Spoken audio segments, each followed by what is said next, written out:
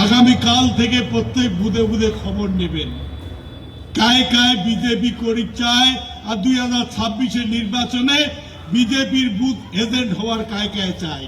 এত বড় সাহস কার আছে? সাহসটা দেখি মাপি ঝুঁকি নেবেন, ভালো করে দেখি নিবেন, মাপি ঝুঁকি নেবেন।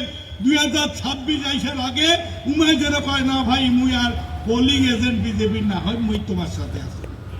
তার জন্য যা করা দরকার তা করবে, পরিষ্কার কথা। তার জন্য যা যা করা দরকার তা করবে। যেখানে যেমন ওষুধ প্রয়োগ করা দরকার, যে রোগের জন্য ক্যান্সারের কেমোথেরাপি দিতে হয়, ওখানে যদি ট্যাবলেট খাওয়ান স্যালাইন দেন হবে না, কেমো দিতে হবে। আমার যদি পেটে পাথর হয় তাহলে সেটা কাটিয়ে অপারেশন করে পাথর বের করতে হবে। কোনো যদি হাতে পায়ে যদি গ্যাংগ্রিন হয় তাহলে সেই জায়গাটা কাটিয়ে বাদ দিতে হবে, নাহলে ঘা গোটাটাই ছড়াবে। আমাদের সেই কাজ করতে হবে আগামী দিনে তৃণমূল কংগ্রেসকে এলাকায় শক্তিশালী রাখতে গেলে। শুনলেন কারা কারা চায়, কাদের এত বড় ঔদ্ধত্য, কার এত বড় ঔদ্ধত্য। হ্যাঁ, বাংলার মানুষের ঔদ্ধত্য। কি ভেবেছেন নিজেদেরকে? কি ভেবেছেন? বাংলা লিজ দিয়ে দেওয়া হয়েছে, বাংলা লিজ দেওয়া হয়েছে। বাংলায় কি কোনো বিরোধী রাজনৈতিক দল থাকবার অধিকার নেই?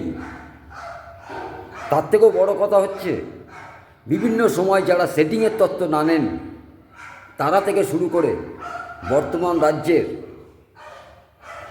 যিনি বিরোধী দলনেতা, বিরোধী রাজনৈতিক দল, তাদের ল সেল, চিফ ইলেকশন কমিশন, আপনারা কি শুনবেন এই ভিডিওটা?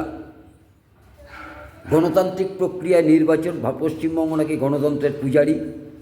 এরপরেও কি এদের বিরুদ্ধে কোনো রকম ব্যবস্থা নেওয়া হবে না হবে না? দায়িত্ব কার? সব কি জনগণের? প্রশাসনিক কোনো দায়িত্ব নেই? মাননীয় নিশ্চুপ থাকবেন, তিনি জানেন এরা আমারই কথা, ওদের মুখ দিয়ে বলানো হচ্ছে, আমার ইনস্ট্রাকশন ছাড়া এরা এ কাজ করতে পারে না, বলতে পারে না।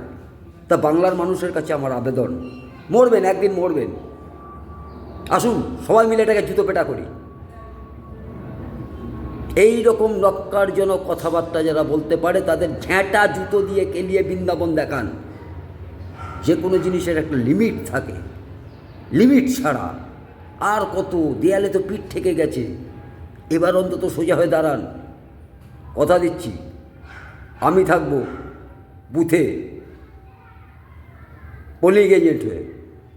দেখি আপনি আসুন, আসুন কি করতে পারেন, তারপর বুঝে নেব।